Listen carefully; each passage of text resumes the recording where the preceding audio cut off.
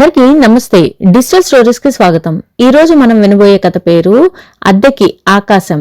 రచయిత్రి సౌమ్య నెట్టలా గారు రాశారండి ఈ కథని. ఈ కథ మ్యాగజైన్ స్టోరీ. ఇంకా కథలోకి వెళ్ళిపోదామా. హైదరాబాద్ లాంటి నగరంలో నెలకి 50,000 ఆదాయం, ఎదుగుతున్న 2 పిల్లలు ఉన్న కుటుంబం. ఇలాంటి పరిస్థితుల్లో ఇంకో 5,000 నెలసరి ఖర్చు అంటే ఆలోచించాల్సిందే. శ్రీధర్కి ఆ అగత్యం వచ్చింది ఇప్పుడు. ఇది ఎవరిని పిలిచి చర్చించలేని విషయం, ఎందుకంటే ఎవరికి అర్థం కాదు, వద్దనే అంటారు. విషయం ఏంటంటే శ్రీధర్ ఉండే ఇండిపెండెంట్ హౌస్ లో మేడ మీద బ్యాచులర్ల వాటా ఖాళీ అవుతుంది. ఇప్పటి వరకు అక్కడ ఉంటూ పోటీ పరీక్షలకి ప్రిపేర్ అవుతున్న 2 అబ్బాయిలకి పోస్టింగ్లు వచ్చాయట. వాటా అంటే పెద్ద వాటా ఏమీ కాదు, మేడని ఖాళీగా ఎందుకు వదిలేయడం అని ఓవైపు చిన్న గదులు 2 వేశారు. పక్కనే ఓ బాత్రూమ్. తాము ఉంటున్న మొదటి అంతస్తులోని 4 గదుల వాటాతో పాటు దీన్ని కూడా అద్దెకి తీసుకోవాలని శ్రీధర్ ఉద్దేశం. ఇల్లు గల వాళ్ళు 70లో ఉన్న దంపతులు. ఒక ఆడపిల్ల వేరే ఊళ్ళో కాపురం చేసుకుంటుంది. కొడుకుని అమెరికా పంపి చదివిస్తున్నారు. ఇంకా చేతికి అందిరాలేదు అతను. పైగా అతన్ని అమెరికా పంపడం కోసం చేసిన అప్పులు కూడా ఈ అద్దెల నుంచి తీర్చాల్సి వచ్చింది. వాళ్ళు ఈ దంపతులు గ్రౌండ్ ఫ్లోర్ లో ఉంటారు. ఇలాంటి చిన్న ఇళ్లలో అద్దెకు కారు ఉన్న వాళ్ళు రారనే ధీమాతో పార్కింగ్ ఇచ్చే జాగాలోనూ ఓ 2 గదులు వేశారు. అక్కడ ఓ భార్య భర్త ఉంటారు. వారి పిల్లలు హాస్టల్లో ఉంటారు. అందుకే ఈ ఇల్లు సరిపోతుంది. మొదటి అంతస్తులో శ్రీధర్ వాళ్ల వాటా 4 గదులు. ఇంటి ముందు చిన్న ముగ్గు వేసేంత ఖాళీ స్థలం మాత్రమే ఉంటుంది. కాకపోతే వంటింటి వైపు కొంచెం జాగా ఎక్కువ వదిలారు. అక్కడ తులసికోట, బట్టలు ఆరేసుకునే తీగలు, వాషింగ్ మెషిన్, పనమ్మాయి అంట్లు తోమే జాగా వదిలేస్తే ఇక ఏ స్థలమూ మిగలదు. తులసికోట చుట్టూ ప్రదక్షిణ చేయడం సినిమాల్లో చూడాల్సిందే. శ్రీధర్ పిల్లలు చిన్నవాళ్లు. కూతురు మొదటి సంతానం, ఇంకా 9 నిండలేదు దానికి. రెండో వాడికి ఇప్పుడు 6. భార్య హేమ హౌస్ వైఫ్. శ్రీధర్ది ప్రమోషన్లకి పెద్దగా ఆస్కారం లేని చిన్న ఉద్యోగం. ఎక్కువ ఆశలు, ఎక్కువ కోరికలు, పోల్చుకోవడాలు లేకుండా ఉంటే హాయిగా వెళ్లిపోయే జీవితం. కొంచెం మనసు పెడితే చిన్న చిన్న ఆనందాలకు కూడా ఆస్కారం ఉండే జీవితం. శ్రీధర్ ఇప్పటి వరకు ఏది సాధించినా సాధించకపోయినా ఆ పరిణితి సాధించాడు. ఓ తండ్రి భర్త అయిన మగవాడు, మానసికంగా ఆరోగ్యవంతుడు, చెడు అలవాట్లు లేనివాడు, ఒకంత రసహృదయుడు అయితే 50,000లో 15,000 అద్దె ఇంటి ఖర్చులు తీసేయక కూడా బ్రహ్మాండంగా బ్రతికేయొచ్చు అని చుట్టుపక్కల వాళ్లు కూడా అనుకునేలా జీవిస్తూ ఉన్నవాడు. ఇందులో శ్రీధర్ ఒక్కడిదే గొప్పతనం కాదు, అతని సహచరి హేమది ఇందులో సగం ఘనత. ఆరోగ్యకరమైన దాంపత్యాలని గమనిస్తే ఇద్దరూ ఒకేలా ఆలోచించేవారు కొందరైతే తమ భాగస్వామి గుణాలకి వ్యతిరేక ధృవాల్లో ఉంటూ ఒకరినొకరు నిరంతరం సవాల్ చేసుకుంటూనే ఇద్దరు ఓ భూమధ్య రేఖ మీదకు వస్తూ ఉండేవారు ఇంకో రకం. ఉదాహరణకి ఒకరు ఖర్చు చేసేవారైతే రెండో వాళ్ళు ఖచ్చితంగా అందుకు విరుద్ధంగా మారతారు. ఒకరు భోళా అయితే మరొకరు తెలివిగల వాళ్ళై ఉంటారు, లేదా అలా తయారవుతారు. శ్రీధర్లోని స్వాప్నికుడిని హేమలోని యథార్థవాది ఎప్పటికప్పుడు ప్రశ్నిస్తూనే ఉంటుంది. అప్పుడప్పుడు అతను తీసుకునే అంతగా ఆచరణాత్మకం కాని నిర్ణయాలకు ఎదురు నిల్చుంటుంది. ఇప్పటికే తమతో సమానంగా సంపాదిస్తున్న వారికన్నా కొంచెం ఎక్కువ ఉంటుంది వీరి ఇంటి ఖర్చు. రోజు ఆఫీస్ నుంచి వచ్చేటప్పుడు పిల్లలకి చిరుతిళ్ళో, పళ్ళో, పూలో ఏదో ఒకటి తేవాల్సిందే. అప్పుడప్పుడు మా ఆఫీసులో చీరలు తెచ్చాడు ఒక ఆయన అంటూ ధర కాస్త ఎక్కువైనా నచ్చిన చీర తీసుకొస్తూ ఉంటాడు. పెట్రోల్ ఖర్చు చూసుకోకుండా బండి మీద డ్రైవ్ అని పిల్లల్ని ఓసారి తనని ఓసారి అలా తిప్పుకొస్తాడు. ఇవన్నీ జీవితంలో అనుభూతులు అంటాడు. నిజమే, కానీ అలా ఒక్కో రూపాయి చూసుకోకపోతే ఎలా అంటే రేపు పిల్లలు మనం పెద్దవాళ్ళం అయిపోయాక ఇలాంటి సరదాలు అనుభవించలేదే అని బాధపడకూడదు కదా మరి అంటాడు. తనకి తెలుసు అది నిజమే అని, కానీ తాను ఇలా ఉండకపోతే ఇంకా ఖర్చులు మారి అయిపోతాడు. అందుకే స్ట్రిక్ట్ గానే ఉంటుంది హేమ. శ్రీధర్ అందుకు తలవంచుతాడు కూడా. ఈ మేడ వాటా విషయంలో మాత్రం విషయం తెగడం లేదు. అసలు ఆ వాటా ఖాళీ అవుతుందని తెలిసినప్పటి నుంచి తీసుకుందాం అని మొదలుపెట్టాడు శ్రీధర్. హేమకి ఆశ్చర్యం వేసింది. చిన్న చిన్న దుబారాలు చూసింది, కానీ ఇలా అమాంతంగా నెలకు 5,000 అదనపు భారం అని తెలిసి ఇంతలా ఎందుకు పట్టుబడుతున్నాడు శ్రీధర్? అప్పటికి అతన్ని అడిగింది కూడాను. మనకి 4 గదులు సరిపోతున్నాయి కదా, ఇప్పుడు ఆ పైన 2 గదులు ఎందుకు? అబ్బే, నాకు అసలు ఆ 2 గదులతో సంబంధం లేదు. మరి 5,000 అద్దె పోస్తుంది ఎందుకు? శ్రీధర్, మనకి 2 పిల్లలు, మర్చిపోయావా? వాళ్ళిద్దరి కోసమే. పిల్లలు పెద్దవాళ్లే, చేతికి అంది వస్తే సొంతిల్లు కట్టుకోవచ్చు. అప్పుడు చూసుకుందాంలే ఇవన్నీ. అన్నేళ్లయ్యాక భూమి ధరలు ఇంకా పెరుగుతాయి. కట్టుకున్నా ఇలాంటి అగ్గిపెట్టె కట్టుకోగలం. అప్పుడు కూడా మేడకి నోచుకోం. మేడ అందుకా పైన వాట కావాలంటుంది. అంత డబ్బు పోసేంత ఏముంది ఆ మేడలో? విసుగ్గా అంది హేమ. అంతే, ఆమె దగ్గరగా వచ్చి కూర్చుండిపోయాడు శ్రీధర్. అతని మొహంలో వాదులాట తాలూకు చికాకంతా పోయింది.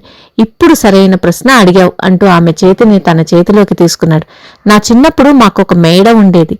మేడంటే ఏంటనుకున్నావు? మనలాంటి మధ్యతరగతి వాళ్ళకి ఓ స్వర్గపు ముక్క. వేసవి వస్తే టేబుల్ ఫ్యాన్ పెట్టుకుని చక్కగా చుక్కల కింద నిద్రపోయేవాళ్ళం. అమ్మ వడియాలు ఒరుగులు పెట్టేది. గంజి పెట్టుకుని చీరలారేసుకునేది. దీపావళికి మేము తెచ్చుకునే గుప్పుడు టపాకాయలు అయ్యాయి అనిపించాక మేడ మీదకెళ్తే ఆకాశంలో తారాజువ్వలు, బాణాసంచా అంతా ప్లానిటోరియంలోలా చూసేవాళ్ళం. మేడ అంటే మొక్కలు, పూల మొక్కలు, పళ్ళ మొక్కలు, టొమాటో, పచ్చిమిర్చి, కొత్తిమీర అన్నీ ఇష్టంగా పెంచుకునేవారు అమ్మా నాన్న. చలికాలంలో మధ్యాహ్నం వేళ వచ్చే ఎండ వేడిమికి కూర్చునేవారు. ఇప్పుడు డి విటమిన్ లోపం అంటున్నారు కదా. అమ్మ స్నానం చేయించాక మేడపైకి వెళ్ళి సూర్యుడికి నమస్కారం చేసుకుని రమ్మనేది రోజు. ప్రతి సాయంత్రం 15 నిమిషాల పాటు ప్రకృతి వేసే సూర్యాస్తమయం షార్ట్ ఫిల్మ్ చూసేవాణ్ణి నేను. ఇవన్నీ మన పిల్లలకి తెలియకుండా పోతున్నాయి. వాళ్ల స్కూల్ కూడా ఓ బిల్డింగే. గ్రౌండ్ అన్న మాటే ఉండట్లేదు. ఏంటో, నువ్వు తలంటి పోసుకొని మేడపై నిల్చొని తలార పెట్టుకుంటుంటే చూడాలని ఉంది. అక్కడే నీతో కూర్చొని టీ తాగాలని ఉంది. పిల్లల బర్త్డే పార్టీకి ఎక్కడో ఫంక్షన్ హాల్ తీసుకొని అవసరం లేదు. సంక్రాంతికి గాలిపటాలు ఎగరేసుకోవచ్చు.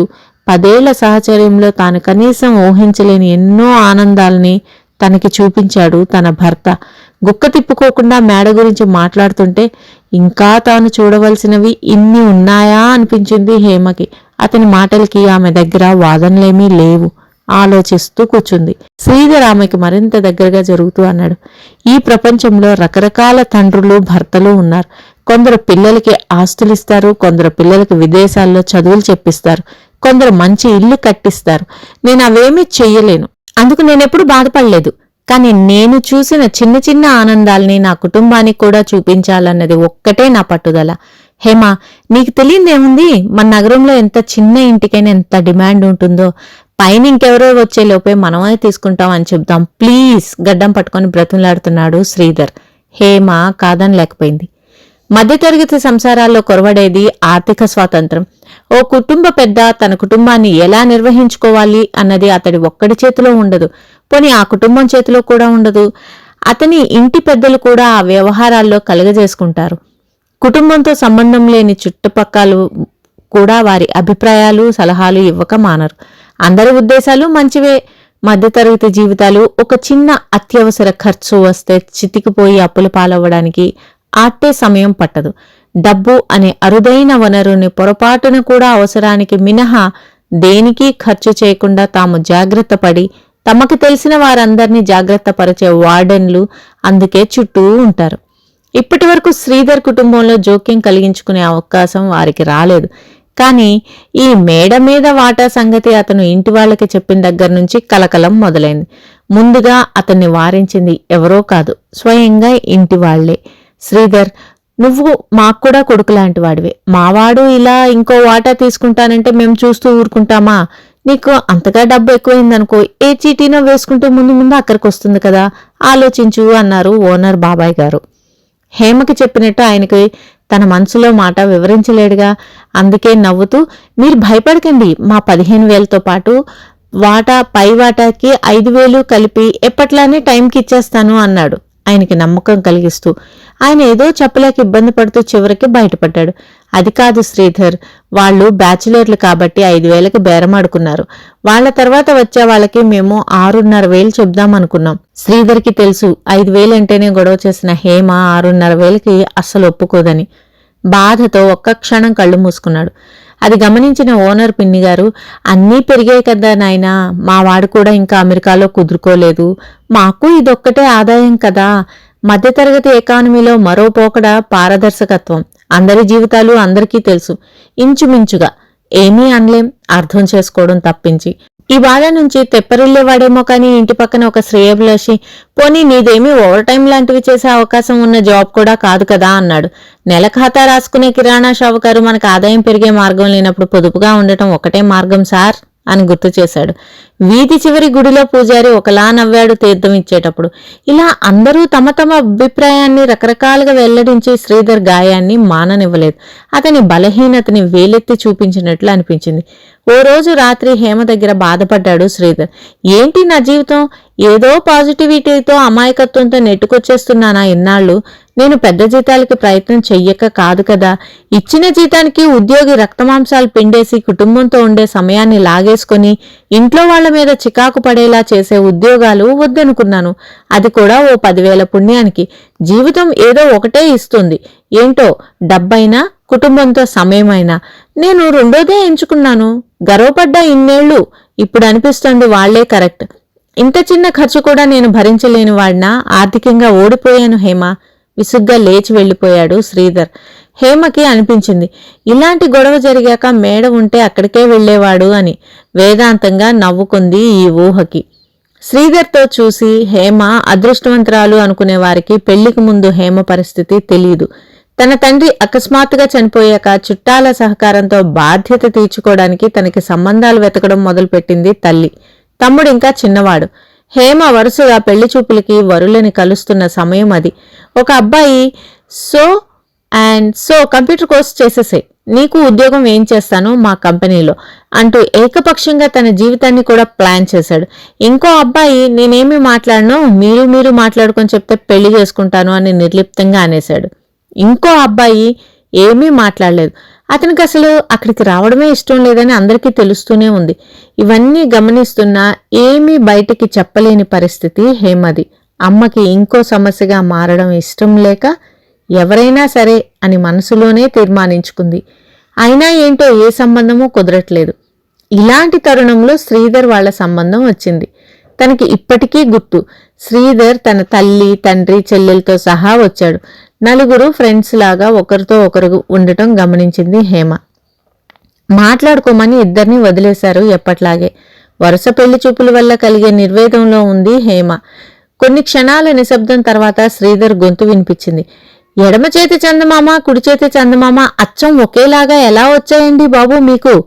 తాను పెట్టుకున్న గోరింటాకును చూస్తూ ఆశ్చర్యంగా అడిగాడు శ్రీధర్. అప్పటి వరకు ఏటో చూస్తున్న హేమ మొదటిసారి అతని వైపు చూసింది. ఎగతాళిగా అంటున్నాడా అని. అలా అనిపించలేదు. కొంటిగా అంటున్నాడా అంటే అదీ లేదు. కళ్ళు పెద్దవి చేయడం వల్ల గోళీకాయల్లా కనిపిస్తున్నాయి. వాటిలో స్వచ్ఛమైన అమాయకత్వం కనిపించింది హేమకి. నవ్వొచ్చింది. మొదటిసారి అనుకుంటా పెళ్లి చూపుల్లో నవ్వింది. చిన్న సైజు గాజుని అచ్చులాగా వాడాను. ఓ పెద్ద పజిల్ సాల్వ్ అయినట్టు ఫీల్ అయ్యాడు శ్రీధర్. ఓ భలే చిట్కా, మా అమ్మకి చెల్లికి కూడా చెప్తాను ఈసారి. అక్కడి నుంచి వాళ్ల కబుర్లు ఓ అరగంట సేపు గలగలా పారాయి. తన జీతం అప్పటికి 35,000. ఇంటి పరిస్థితుల గురించి కూడా చెప్పాడు. చెల్లికి పెళ్లి చెయ్యాలి, కానీ అందుకు కొంత ఆస్తి వెన్నుదన్నుగా ఉంది. పూర్తిగా తన జీతం మీదే ఆధారపడనక్కర్లేదు. హేమ కుటుంబానికి హేమకి నో చెప్పే వెసులుబాటు లేకపోయినా చులకనగా చూడని మొదటి మగవాడు శ్రీధర్.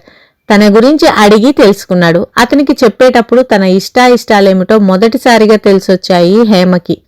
చందమామ, చల్లగాలి, వాన, మల్లెపూలు, మామిడి పళ్ళు. శ్రీధర్ మాటల్లో వచ్చిన ఈ పదాలను విన్నాక ఇతనితో ఉంటే జీవితంలో ఓ తడి ఉంటుంది, శుష్కత్వం ఉండదు అనిపించింది హేమకి. అప్పుడు తెలిసొచ్చింది ఆ ముందు సంబంధాలన్నీ ఎందుకు కుదరలేదో. మొదటిసారి కోరుకుంది ఈ సంబంధం కుదిరితే బాగుండు అని మనసులో. అన్నవరం సత్యనారాయణ స్వామికి మొక్కేసుకుంది కూడా. సరిగ్గా 3 నెలలకి పెళ్లి తర్వాత మొదటిసారి అన్నవరానికే వెళ్లి వ్రతం చేసుకుని మొక్కు తీర్చుకున్నారు నవదంపతులు.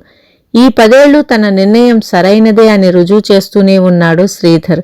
కానీ ఈరోజు శ్రీమంతుడైన మగవాడు కూడా ఇవ్వలేని ప్రశాంతమైన కుటుంబ జీవితాన్ని సాధ్యం చేసిన తన భర్త ఓడిపోయానని భావించడాన్ని హేమ భరించలేకపోయింది. ఆఫీస్ నుంచి ఏమీ తీసుకురాకుండా ఇంటికొచ్చాడు ఆ రోజు శ్రీధర్. అతని మనసులో లేదు. ఇంటాయన పలకరించాడు. ఎప్పుడూ ఆనందంగా తిరిగి పలకరించి ఏమైనా కావాలా అని అడిగి కొంచెం సేపు మాట్లాడి పైకి వచ్చేవాడు. ఆ రోజు మొహం తిప్పుకున్నంత పనిచేశాడు. ఇంటాయన మాత్రం మాట కలుపుతూ, పైన ఇల్లు ఇచ్చేశామయ్యా, ఏమీ అనుకోవద్దు అన్నాడు. ఏదో చేజారిపోయిన భావన కలిగింది శ్రీధర్కి. బండి పార్క్ చేసి పైకి వెళ్ళాడు. ఇల్లు లాక్ చేసుంది. బ్రుకుటి ముడిపడింది. ఎక్కడికైనా వెళ్తే ఫోన్ చేస్తుంది హేమ. మామూలుగా అయితే కిందకెళ్ళి అడిగేవాడే. ఈ రోజు ఎందుకో మొహం చెల్లట్లేదు. హేమ సెల్ ట్రై చేస్తే రింగ్ టోన్ వినిపిస్తుంది. ఆ రింగ్ టోన్ ఎక్కడి నుంచి వస్తుందా అని ధ్వని వస్తున్న దిక్కువైపు అడుగులు వేస్తున్నాడు. పక్కకి తిరిగితే పైకి వెళ్లే మెట్లు ఒక్కోటి ఎక్కుతుంటే రింగ్ టోన్కి దగ్గరవుతున్నాడు. మెట్లు ముగిశాయి. ముందుకెళ్తే మేడ. కొత్తవాళ్లు దిగారని సాయం చేయడానికి వచ్చిందేమో అనుకున్నాడు. కాని అక్కడ దృశ్యం చూసి నోరెళ్లబెట్టేశాడు శ్రీధర్. సూర్యాస్తమయ వేళ. మేడ మధ్యలో 2 కుర్చీలు, మధ్యలో టీపాయ్ మీద 2 కప్పులు, ఓ ఫ్లాస్క్. పిల్లలు మేడంతా పరుగులు తీస్తూ ముట్టించుకునే ఆట ఆడుకుంటున్నారు. మూలగా ఓ కొత్త మొక్కతో ఓ కుండి, గంజిపెట్టి ఆరేసిన ఓ చీర. వీటన్నిటి మధ్య తలంటుకున్న జుట్టును నవ్వుతూ ఆరబెట్టుకుంటున్న హేమ. పెళ్లి చూపుల్లో లాగే గోళీకాయ కళ్ళేసుకొని చూస్తున్న శ్రీధర్ను చూసి నవ్వుకుంది హేమ. అతని దగ్గరికెళ్ళి అతని చెయ్యి పట్టుకుని కుర్చీల దగ్గరికి తీసుకొచ్చింది. ఇంకా మాటల్లేవు శ్రీధర్కి. టీ పోసిచ్చింది కప్పులో. ఎదురుగా అతను చెప్పినట్లు ప్రకృతి సమర్పించే లఘుచిత్రం మొదలైంది.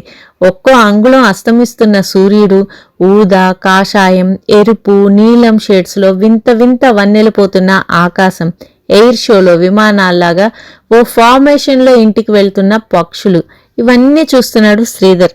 హేమ వైపు తిరిగాడు. ఎలా? మీరు అప్పుడప్పుడు ఇచ్చే డబ్బులు నా దగ్గర కొంత దాచిపెట్టాను.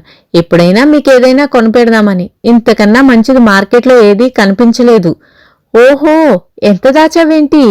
ఓ నెలపాటు ఈ వాటా మనదయ్యేంత. నెల గడిచాక అప్పుడు చూద్దాం. ఇద్దరూ నవ్వుకున్నారు. యథార్థవాది అయిన హేమ ఈ నిర్ణయం తీసుకునే ముందు లెక్కేసుకుంది. 6,500 తాను అద్దెకు తీసుకున్నది 2 గదులు, కొన్ని చదరపు అడుగుల మేడ. పిల్లలకి, తనకి ఆరు బయట గుండెల నిండా ఊపిరి తీసుకునే స్థలం. అన్నింటినీ మించి శ్రీధర్ ఆనందం. అలా అనుకున్నప్పుడు 6,500 చౌకబేరంగానే అనిపించింది హేమకి.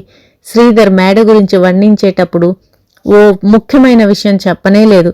మహానగరంలో భూమైనా సులువుగా దొరుకుతుంది, కానీ ఆకాశం దొరకటం అసాధ్యం. అందుకే చేతిలో వేడి టీతో, పక్కన మనసెరిగిన సహచరితో ఆనందంగా ఆడుకుంటున్న పిల్లల మధ్య ముఖం నిండా తృప్తితో మెరిసే కళ్లతో హక్కుగా తాను ఓ నెలకి అద్దెకి తీసుకున్న ఆకాశాన్ని తనివితీరా ఆస్వాదిస్తున్నాడు శ్రీధర్. ఫ్రెండ్స్, ఈ కథ ఇంతటితో సమాప్తం. తిరిగి మరొక మంచి కథతో నెక్స్ట్ వీడియోలో కలుద్దాం. Thank you very much for listening.